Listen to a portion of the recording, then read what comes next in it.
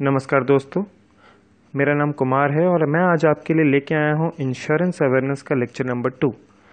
दोस्तों, insurance awareness अभी हाल ही में ये इससे टॉपिक से क्वेश्चन आना चालू हुए हैं। हम लोग थ्योरी भी करेंगे, जैसे अभी मैं आपको अगला लेक्चर भी मेरा थ्योरी का होगा, उसके अगले लेक्चर में कम से कम 12 क्वेश्चन लूँगा। जो 12 क्वेश्चन ना होके कम से कम 30-40 क्वेश्चन होंगे, वो किसी न किसी रूप में एग्ज़ाम में आपको देखने को मिलेंगे।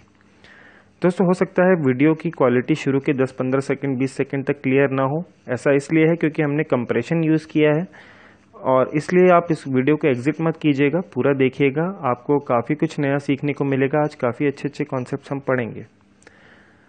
तो दोस्तों, हम अब सीधे टॉपिक पे आते हैं कि इंश्योरेंस क्या होता है। ये मैं आपको पिछले लेक्चर में बताया है, एक बार मैं छोटा सा रिवीजन दे देता हूँ उसका।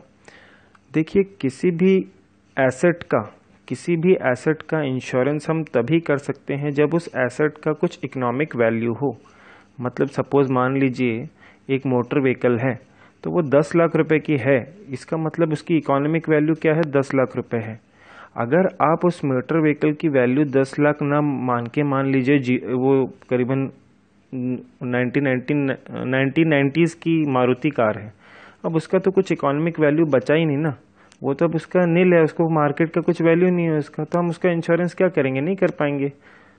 तो फिर हम उसको दरअसल क्या कह सकते हैं कि उसका इकोनॉमिक वैल्यू नहीं है, इसलिए हमने इसका इंश्योरेंस नहीं किया।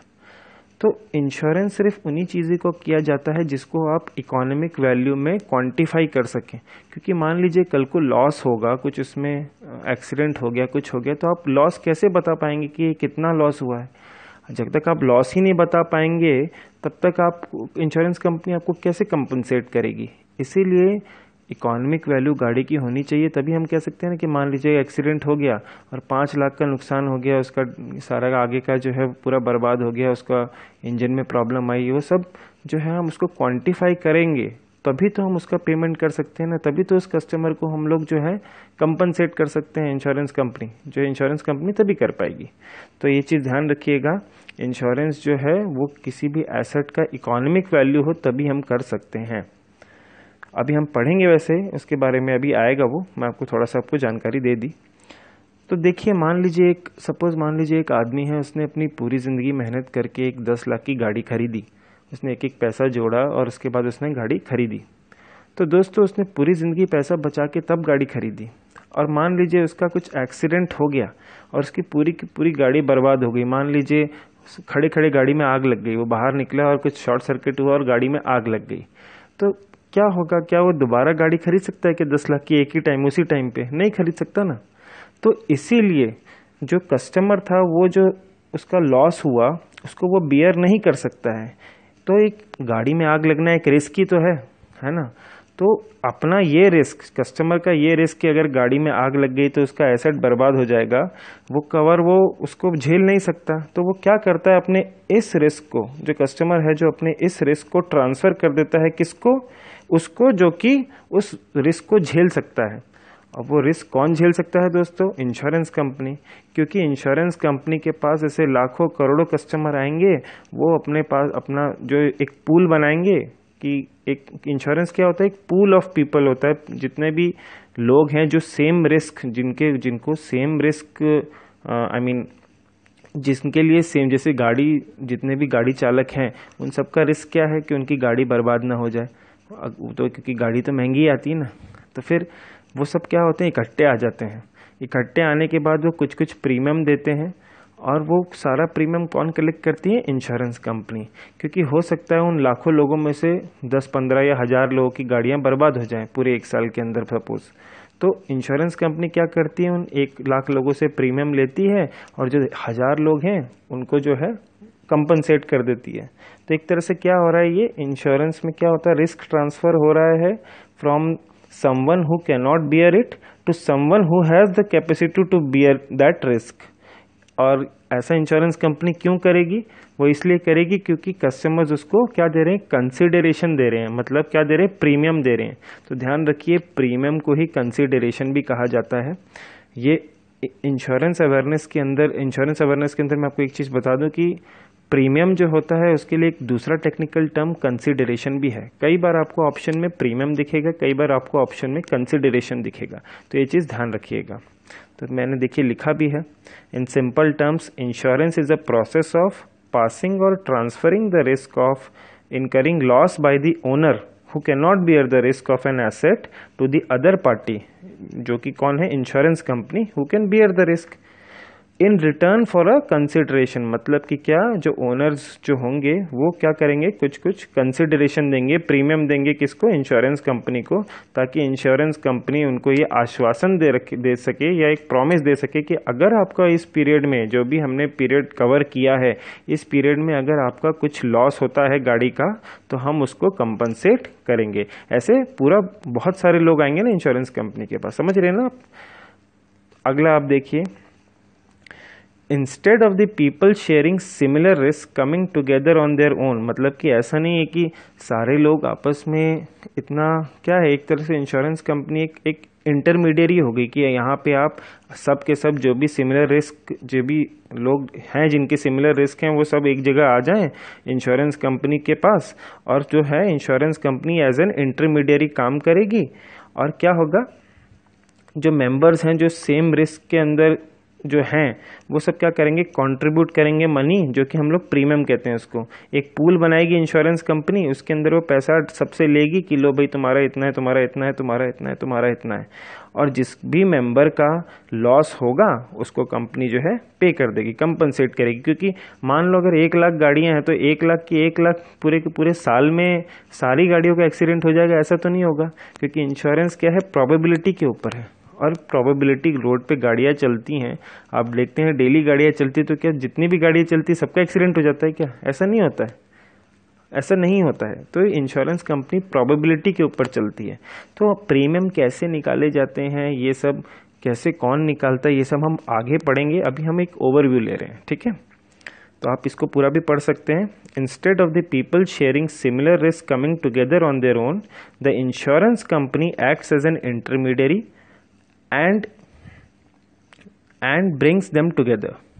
The members who are exposed to the same risk contribute money to a pool which is maintained by the insurance company। यानी ये जो pool जो है कौन मेंटेन करता है, इंश्योरेंस कंपनी मेंटेन करती है। सारे लोग अपना पैसा आके इंश्योरेंस कंपनी में जमा कर देते हैं और इंश्योरेंस कंपनी उनको क्या करती है, एक पॉलिसी दे देती है, ठीक है, हर एक मेंबर को।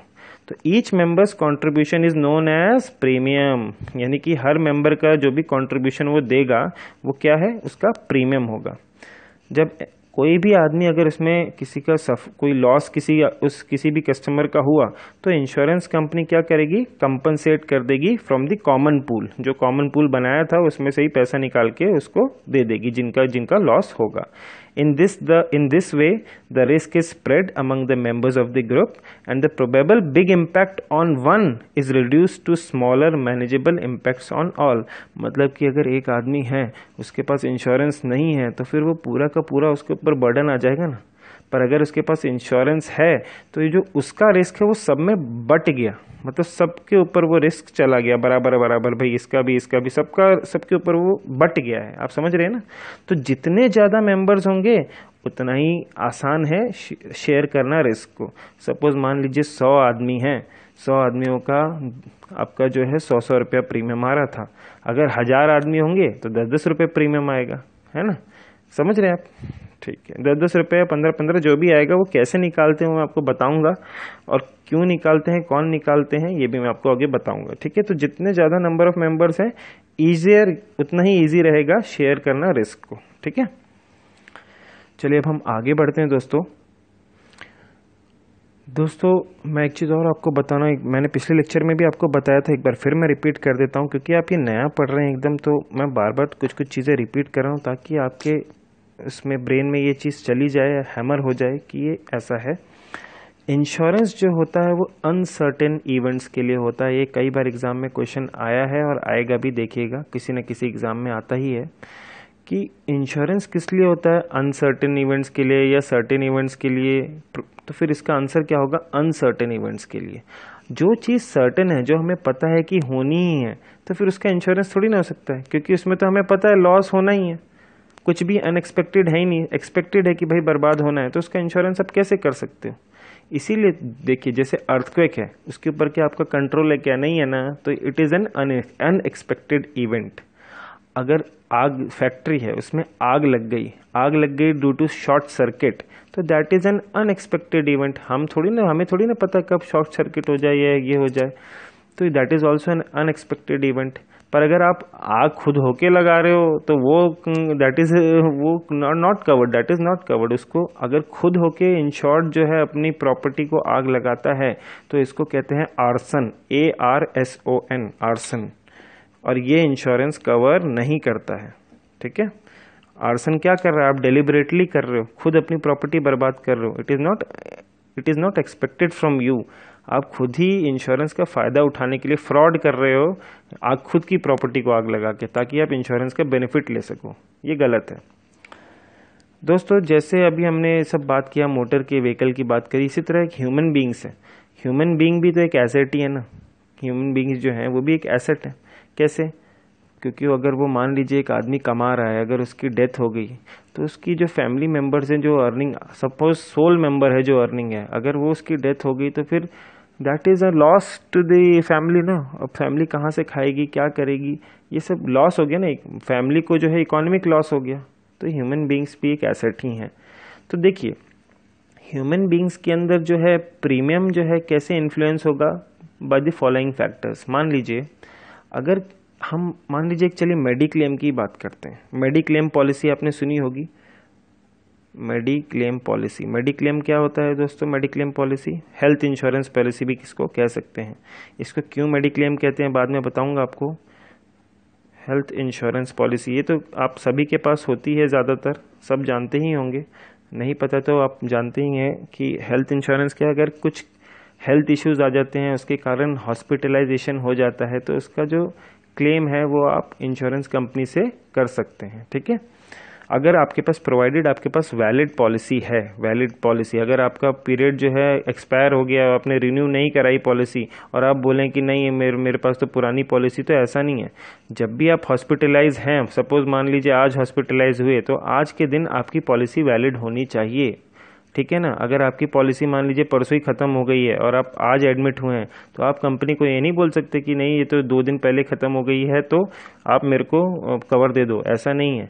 जब भी आप हॉस्पिटलाइज हुए हैं उस टाइम पे आपकी पॉलिसी वैलिड होनी चाहिए। या कुछ भी हो, चाहे आपका मोटर व्हीकल का भी एक्सीडेंट हुआ है तो उस दिन पॉलिसी वैलिड होनी चाहिए, तभी वो एक्सीडेंट के कारण जो भी डैमेजेस होंगे वो कवर्ड रहेंगे। ठीक है, तो चलिए मैं मेडिक्लेम पॉलिसी का एक एग्जांपल बस ले रहा हूँ। हेल्थ इंश्योरेंस पॉलिसी है, मान लीजिए आप देखेंगे हेल्थ कैसे मेडिक्लेम पॉलिसी में कैसे प्रीमियम जो है वो फर्क आएगा। देखिए, सबसे पहले एज, हम ये जानते हैं कि जो यंग लोग होते हैं उसके अंदर बीमारी होने का चांसेस कम होते हैं, और ओल्ड एज आते आते जो है बीमारियां आने लग जाती हैं, जैसे डायबिटीज़, ब्लड प्रेशर, ये सब ओल्ड एज में आने लगते हैं, अब 45 ऐसे करके।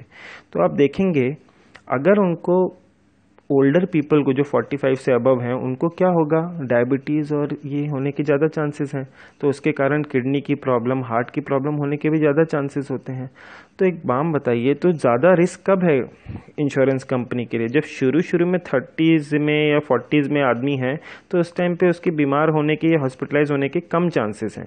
पर अबव 45 या 50, अबव 50, अबव 60 क्या है, इंश्योरेंस कंपनी में ये ज़्यादा प्रोबेबिलिटी है कि वो जो लोग हैं जो 60 अबव हैं, जो 50 अबव हैं, उनको बीमार होने की ज़्यादा उनकी रिस्की है वो, मतलब बिजनेस जो है उनकी ज़्यादा, उनकी तबीयत खराब होने के ज़्यादा चांसेस हैं, उनके बीमार होने के ज़्यादा चांसेस हैं, उनको बीमारियां लगने के ज़्यादा चांसेस हैं जो अबव 50 अबव 60 हैं। तो एक तरह से देखा जाए मतलब कि it is more riskier than the younger people. जो ओल्डर पीपल हैं are more riskier than younger people in terms of insurance, मतलब उनके क्लेम होने के ज़्यादा चांसेस हैं जो ओल्ड हैं एज कम्पेयर टू यंग। तो मैंने आपको एक चीज़ बताई थी कल कि जितना ज़्यादा रिस्क इंश्योरेंस कंपनी के लिए, जितना ज़्यादा रिस्क उतना ही ज़्यादा वो क्या लेंगे, प्रीमियम लेंगे। अगर नहीं लेंगे तो फिर भाई कंपनसेट कैसे करेंगे? अगर मैं बोलूँ कि मैं 30 साल वाले के लिए भी 20 रुपये प्रीमियम लूँगा और मैं 60 साल वाले के लिए भी 20 रुपये प्रीमियम लूँगा, तो हो सकता है जो मेरे पास 100 क्लेम आए हैं मान लो, उसमें से सिर्फ 5 ही ऐसे होंगे जो बिलो 30 एज होंगे। या बिलो 40, 30 to 40 या उससे कम में होंगे। और बाकी जो 95 क्लेम्स है वो अबव 45 ईयर्स ऑफ एज और अबव 60, अबव 70 ऐसे करके जो भी एज होंगे। तो आप देख रहे हैं मैक्सिमम क्लेम जो है ओल्ड पीपल के आए हैं। तो इसका मतलब हमें क्या पता चला कि रिस्क ज़्यादा किस में है, ओल्ड पीपल में। तो जितना ज़्यादा एज उतना ज़्यादा प्रीमियम। तो यंगर पीपल के लिए जो है प्रीमियम कम आएगा और ओल्डर पीपल के लिए प्रीमियम जो है वो ज़्यादा आएगा, जो कंसिडरेशन है वो ज़्यादा आएगा। सेक्स की बात करें मेल और फीमेल में, हम ये देखते हैं कि ज़्यादातर कुछ जो है मेल और फीमेल के अंदर जो है जेंडर के अंदर कुछ मेल्स को कुछ बीमारियां ज़्यादा होने के चांसेस रहते हैं और फीमेल्स को कुछ बीमारियां ज़्यादा होने के चांसेस रहते हैं। तो that is also a criteria for determining the premium कि क्या है, मेल है कि फीमेल है। फिर एक प्रोफेशन देखेंगे, प्रोफेशन का भी फ़र्क पड़ता है दोस्तों। जो देखिए अंडरग्राउंड माइंस में या एक्सप्लोसिव फैक्ट्रीज में काम करते हैं उनकी रिस्क ज़्यादा है, क्योंकि वो क्या है एक्सप्लोसिव्स के साथ काम कर रहे हैं। कुछ अगर हादसा हो गया तो उनकी डेथ होने के ज़्यादा चांसेस हैं कंपेयर टू जो ऑफिस में रहते हैं या सिंपल मैनुअल लेबर में नहीं है। वो सब क्या है, वो कम रिस्की हैं। तो मैनुअल लेबर्स और ये आपके ऑफिस में जो काम करने वाले हैं उनका रिस्क कम है, और जो अंडरग्राउंड माइंस में या एक्सप्लोसिव्स के साथ काम करते हैं तो उनका रिस्क ज़्यादा है। तो किसका प्रीमियम ज़्यादा होगा, जो माइंस में काम करते हैं, जो मैनुअल लेबर्स हैं, जो ईंट पत्थर और साइट्स पे काम करते हैं, उनका भी खतरा ज़्यादा है, तो उनका प्रीमियम भी ज़्यादा होगा compare to office working people. तो प्रोफेशन भी देख सकते हैं कि प्रीमियम निकालने के लिए इम्पोर्टेंट रहता है। हैबिट्स, सपोज मान लीजिए एक आदमी स्मोकिंग करता है तो उसको हार्ट प्रॉब्लम्स होने के ज़्यादा चांसेस हैं, और जो आदमी नहीं करता है उसको हार्ट प्रॉब्लम्स होने के कम चांसेस हैं। मतलब स्मोकिंग करने वाला जो है वो ज़्यादा रिस्की है और स्मोकिंग नहीं करने वाला वो कम रिस्की है। तो स्मोक जो करता है उसके लिए ज़्यादा प्रीमियम लेंगे। अगला देखेंगे हेल्थ कंडीशंस। देखिए जो भी जिनकी कोई भी हिस्ट्री नहीं है कि वो कभी एडमिट हुए हैं, कुछ नहीं हुए हैं, तो उनके लिए कम प्रीमियम रहेगा, क्योंकि वो क्या है वो एकदम फिट रहते हैं। पर जिनकी ये हिस्ट्री है कि वो बार बार जो है एडमिट होते आए हैं या उनको कुछ डिजीज़ है, तो उनके लिए क्या है ज़्यादा प्रीमियम होगा। फैमिली हिस्ट्री, कई लोगों की फैमिली के अंदर भी रन होता है, कहते हैं ना कि डायबिटीज़ जो है इनकी फैमिली में चलता है, ये बीपी का प्रॉब्लम पूरी फैमिली में रहा है हर जनरेशन में। तो जिस जनरेशन में या जिसकी फैमिली हिस्ट्री के अंदर लोगों को बीमारियां थीं, अब जो अगली जनरेशन आएगी, जो प्रेजेंट जनरेशन होगी, उसके लिए जो इंश्योरेंस कंपनी है वो प्रीमियम ज़्यादा लेगी, और जिसकी फैमिली हिस्ट्री में कोई ऐसा केस नहीं है उसके लिए प्रीमियम कम लेगी। और आप पूछेंगे कि ये फैमिली हिस्ट्री की सब ये इंश्योरेंस कंपनी को कैसे पता। तो देखिए इंश्योरेंस पॉलिसी निकलवाने के लिए पहले आपको एक प्रपोजल फॉर्म भरना पड़ता है। प्रपोजल फॉर्म जो है उसमें क्वेश्चंस लिखे होते हैं, जिसको जो कस्टमर है उसको भरना पड़ता है। कस्टमर जो है ये भर के फॉर्म जो है इंश्योरेंस कंपनी को देगा। इंश्योरेंस कंपनी जो है इसको देखेगी कि क्या क्या आंसर दिए हैं, उसके हिसाब से वो फिर प्रीमियम निकालेगी और पॉलिसी दे देगी। ठीक है, तो ये क्या हो रहा है, दरअसल ये इंश्योरेंस एक कॉन्ट्रैक्ट है between the insured and the insurer. जो इंश्योरेंस कंपनी है उसको हम लोग इंश्योरर कहते हैं, और जो कस्टमर है उसको इंश्योर्ड कहते हैं, क्योंकि वो इंश्योर्ड हो रहा है। तो फिर इंश्योर्ड एंड इंश्योरर के बीच में एक कॉन्ट्रैक्ट बनता है। दरअसल ये insurance is a contract between the insured and insurer. ठीक है, ये आप समझ गए हैं।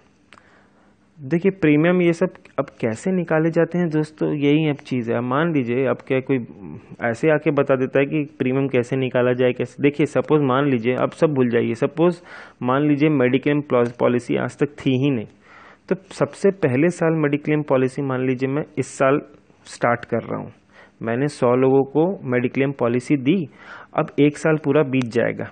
1 साल बीतने के बाद मान लीजिए मुझे पता चला कि 10 लोग जो क्लेम आया है, तो फिर मैं उस हिसाब से प्रीमियम को फिर अब एडजस्ट करूंगा कि मान लीजिए इस साल 10 लोगों का आया, अगले साल मान लीजिए 20 लोगों का आया है, फिर मैं क्या करूंगा उसके हिसाब से एडजस्ट करूंगा। क्या इसका मतलब ये पता चला हमें कि जो प्रीमियम जो हम निकालते हैं वो हम कैसे करते हैं, पास्ट हिस्ट्री से निकाले जाते हैं कि पास्ट में उसका क्या एक्सपीरियंस रहा है कंपनी का उस पॉलिसी को लेके। और ये सब प्रीमियम निकालने का काम और ये सब कौन करता है दोस्तों, एक्चुअरी करता है। याद रखिए क्वेश्चन आता है कि प्रीमियम और ये सब कौन निकालता है? एक्चुअरी। ठीक है, premiums are worked out on the basis of probabilities. सबसे पहला जो प्रीमियम कोई भी नए प्रोडक्ट का, वो कैसे, क्योंकि कोई हिस्ट्री है ही नहीं ना, ऐसे उसका कुछ क्लेम का हिस्ट्री है ही नहीं हमारे पास उस प्रोडक्ट का रिलेटेड। अभी अभी लॉन्च किया है तो हमें पिछली से थोड़ी ना, प्रायर से हमें कैसे पता चलेगा जब अभी हम पहला ही साल उसको पॉलिसी को इंडक्शन में डाल रहे हैं। तो क्या है, प्रोबेबिलिटी, उसमें हम जो एक्चुअरी होता है वो थोड़ा बहुत प्रोबेबिलिटी के कॉन्सेप्ट यूज करके तब वो प्रीमियम निकालता है कि आप ये प्रीमियम हर आदमी से लीजिएगा। नेक्स्ट ईयर क्या करता है, वहीं एक्चुअरी को देखता है कि कितने क्लेम आए, क्या हुआ, और उसको वो अपने प्रोबेबिलिटी के कैलकुलेशंस में डालता है। फिर उसके अगले साल देखता है तो इन दोनों साल का क्लेम एक्सपीरियंस वो डाल देगा, फिर अगले साल के लिए प्रीमियम देगा। फिर उसके अगले साल क्या करेगा, ये तीनों साल का जो क्लेम एक्सपीरियंस है वो अपनी प्रोबेबिलिटी कैलकुलेशंस में डाल देगा, फिर वो एक क्या करेगा, आपको एक फाइनल प्रीमियम फिगर देगा। तो क्वेश्चन आपके लिए इंपॉर्टेंट ये है क्या, कि कौन प्रीमियम निकालता है, ये कौन देखता है? एक्चुअरी। ठीक है, ये एम्प्लॉयज़ नहीं निकालते हैं, याद रखिए। ये एम्प्लॉयज़ हो गए, आपके एओ हो गए, ये सब ये नहीं निकालते हैं। ठीक है, अगला आप देखें, insurance company sets a standard against which any insurance proposal will be measured. देखिए, इंश्योरेंस कंपनी को क्या करना पड़ता है, एक स्टैंडर्ड बना लिया उन्होंने कि जो है ना, एक स्टैंडर्ड बना लिया कि इसी के अगेंस्ट जो भी हम लोग जो है, हम लोग उसके अगेंस्ट ही जो भी पॉलिसी का हम लोग या कोई भी हमारे पास प्रपोजल आया, हम उसको कैसे मेजर करेंगे इन terms of this standard. Suppose मान लीजिए एक आदमी जो है स्मोक करता है और एक जो है नॉन स्मोकर है। तो नॉन स्मोकर जो है उसको हमने एक स्टैंडर्ड मान लिया कि जो स्मोक नहीं करता है वो स्टैंडर्ड प्रपोजल है, मतलब अच्छा प्रपोजल है। अगर वो स्मोक करने वाला, आपको ये एक प्रपोजल आया, जो स्मोक करता है, उसने यहाँ पे प्रपोजल फॉर्म में लिखा है कि डू यू ऑफन स्मोक, उसने लिखा है यस। इसका मतलब ये क्या है, स्मोकर है। स्टैंडर्ड क्या लिया है हमने, नॉन स्मोकर की, वो स्मोकर नहीं है, तो फिर वो स्टैंडर्ड प्रपोजल है। अगर वो कहता है कि प्रपोजल फॉर्म में नया आदमी जो है उसने कहा कि मैं स्मोक करता हूं, तो वो क्या हो जाएगा, सब स्टैंडर्ड। मतलब कि स्टैंडर्ड से तो कम है ना, क्योंकि इसमें खतरा ज़्यादा है, रिस्क ज़्यादा है, क्योंकि स्मोक करता है। इसका मतलब क्या है, उसके क्लेम आने के चांसेस रहेंगे, उसको बीमारियां होने के चांसेस रहेंगे, तो उसका क्लेम आने का भी चांसेस रहेगा। तो इसका मतलब वो स्टैंडर्ड प्रपोजल तो नहीं है, वो क्या है, सब स्टैंडर्ड प्रपोजल है। ठीक है, तो या तो प्रपोजल स्टैंडर्ड होते हैं या सब स्टैंडर्ड होते हैं, या तो आप क्या है, डिक्लाइन करने वाले होते हैं कि आपको करना ही नहीं इंश्योरेंस, सर्टेन हो जाते हैं। जैसे कि मान लीजिए एक एप्लीकेंट है, वो क्या कर रहा है, आपका उसको कैंसर है स्टेज 4 का। तो आप जानते हैं स्टेज 4 कैंसर है, तो वो सर्वाइव नहीं कर पाएगा ज़्यादा दिन तक सर्वाइव नहीं कर सकता। तो इंश्योरेंस कंपनी क्या करेगी, उसको प्रपोजल को डिक्लाइन कर देगी। क्यों? क्योंकि हो सकता है वो पर्सनल एक्सीडेंट कवर मांगे आपसे कि अगर मेरी डेथ हो जाए तो फिर आप मेरे इसको इतना दे देना। तो उसकी डेथ होना तो निश्चित है, और उसको जितनी बार वो अपनी डेथ के करीब आएगा, जितना डेथ बेड पे होगा, उतनी बार ही उसका हॉस्पिटलाइजेशन होगा। हॉस्पिटलाइजेशन में उसका खर्चा आएगा। ह्यूमैनिटेरियन ग्राउंड से आप बोलेंगे तो ये हाँ हमको करना चाहिए, पर इंश्योरेंस कंपनीज जो हैं वो बिजनेस करने आई हैं। ये आप जानते हैं कि इंश्योरेंस को बिजनेस करना है, दैट इज़ अ कंपनी जिसका सोल प्रॉफिट क्या है, profit with human touch. Government companies का, प्राइवेट कंपनीज का तो आपका प्रॉफिट मेकिंग है। तो आप बिजनेस कर रहे हैं तो आपको ये चीज़ें देखनी है कि जो एक प्रिंसिपल्स हैं जो इंश्योरेंस को, वो आपको फॉलो करना है कि अगर आपका सर्टेन है कि कुछ होना निश्चित है, तो आप उसको इंश्योरेंस करके आप वो नहीं करना है आपको। जो सर्टेन चीज़ है उसका, सर्टेन चीज़ों का इंश्योरेंस नहीं करना है। और अगर कोई सब स्टैंडर्ड प्रपोजल है तो कुछ टर्म्स एंड कंडीशंस लगा दीजिए और आप उसको भी कर सकते हैं। पर जो बिल्कुल ही डिक्लाइन करने वाला है उसको आप एक्सेप्ट मत कीजिए, उसको तो आप डिक्लाइन ही कर दीजिए। ठीक है, अब दोस्तों एक मैंने इसके अंदर आप देखेंगे, if risk which is accessed is greater than standard it is described as sub standard. अभी बताया आपको कि स्मोकर है तो उसके रिस्क ज़्यादा है, तो फिर वो सब स्टैंडर्ड प्रपोजल हो जाएगा और उससे हम हायर प्रीमियम ले सकते हैं उसको कवर करने के लिए, और कुछ टर्म्स एंड कंडीशंस भी लगा सकते हैं।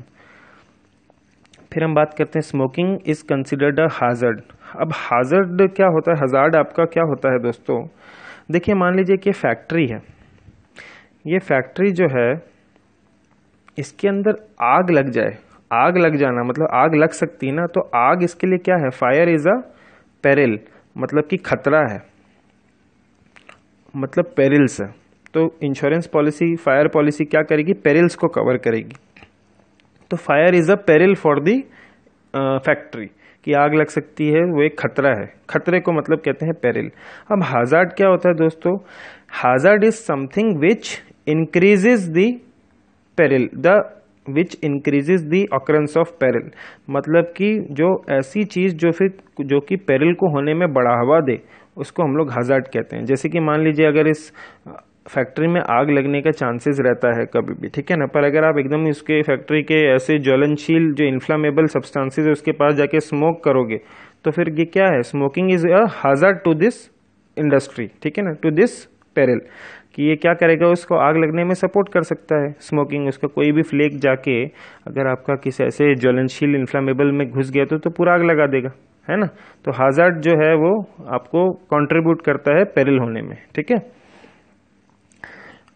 तो अब चलिए हम आगे बढ़ते हैं दोस्तों।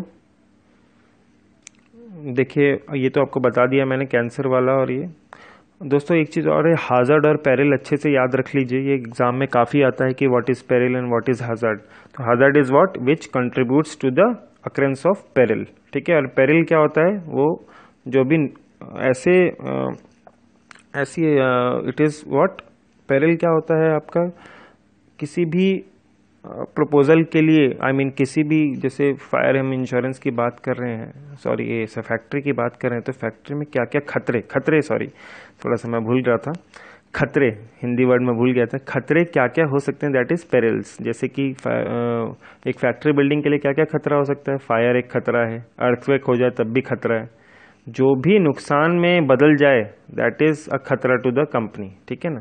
जैसे अर्थक्वेक आ जाए, फ्लड आ जाए, फायर हो जाए, कुछ एयरक्राफ्ट ऊपर से आके गिर जाए, ये सब क्या है, पेरिल्स हैं, ठीक है, उस कंपनी के लिए, ठीक है। मैंने अभी आपको ये भी बता दिया, insurance companies arrive at the premium to be charge based on their past experience, ठीक है ना, ये चीज ध्यान रखिएगा। चलिए अब हम आगे बढ़ते हैं। ये बहुत इंपॉर्टेंट पॉइंट है, ये बहुत ध्यान से पढ़िएगा, ये एग्जाम में क्वेश्चंस आने के पूरे चांसेस रहेंगे इसमें से भी। To be insurable a loss must be, मतलब किसी भी एसेट को इंश्योर करने के लिए आपको चीज़ें क्या ध्यान रखनी थी कि उसका कुछ इकोनॉमिक वैल्यू तो होना चाहिए, है ना। तो क्योंकि आप तभी तो लॉस, कुछ भी अगर उसमें नुकसान होगा तो आप उसको क्वांटिफाई कर सकते हैं ना, तभी तो आप बता सकते हैं कि हाँ भाई इतने का नुकसान हुआ है।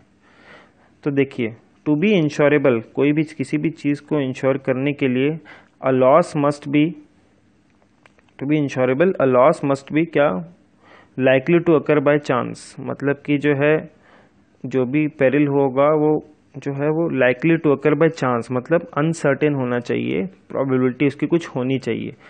मतलब आप जानते हैं सर्टेन इवेंट्स के लिए प्रोबेबिलिटी कितनी होती है, 1, और बिल्कुल जो हो ही नहीं सकती इम्पॉसिबल इवेंट्स के लिए प्रोबेबिलिटी कितनी होती है, 0।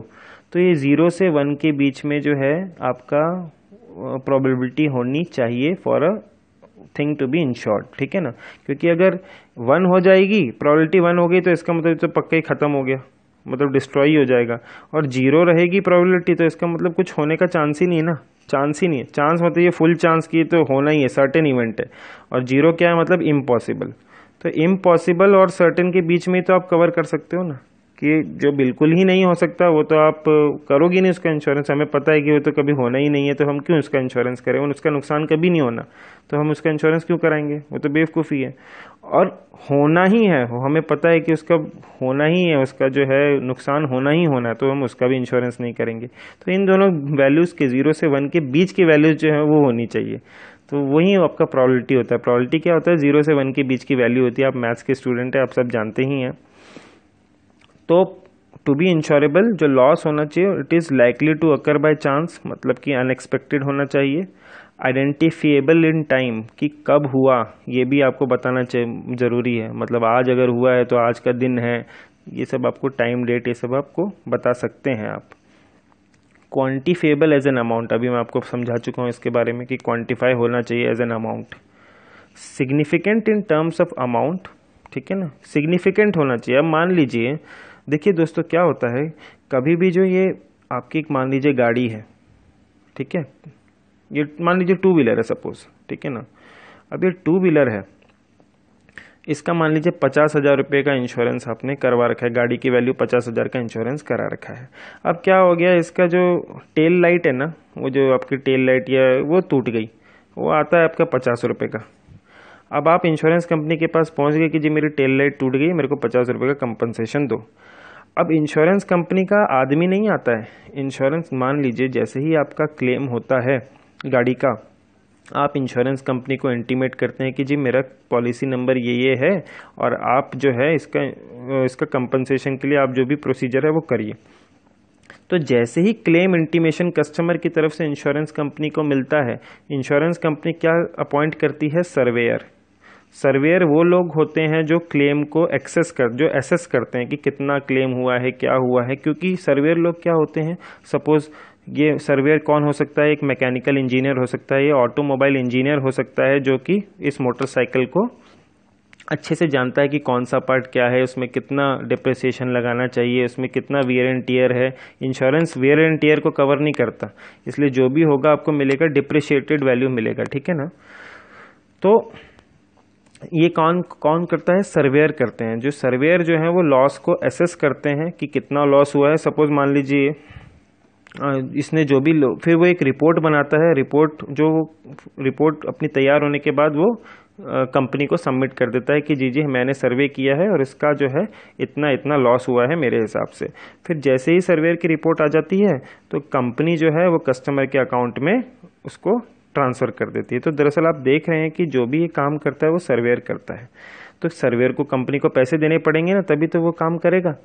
तो ये बार बार अगर वो 50 रुपये के लिए क्लेम के लिए अगर ऐसे 100 कस्टमर आते रहेंगे तो हर बार 50 रुपये के छोटे मोटे लॉस के लिए बार बार सर्वेयर अपॉइंट करेंगे तो कंपनी का, क्योंकि एक एक सर्वेयर 1500 2-2 हज़ार रुपये पर विजिट के लेते हैं, तो लॉस 50 रुपये का और 2,000 रुपये सर्वेयर को देंगे, ऐसे तो पॉसिबल ही नहीं ना। ऐसे तो हम करना ही तो कंपनी लॉस में चली जाएगी। इसलिए क्या कहा कंपनी ने, क्या किया, पॉलिसी के अंदर एक टर्म्स कंडीशंस में डाल दिया कि भैया हम इससे कम जो होगा, मान लीजिए 500 रुपये से कम के क्लेम को हम लोग एंटरटेन नहीं करेंगे। 500 से ऊपर का हुआ या 1000 से ऊपर का हुआ तभी हम करेंगे, ठीक है ना।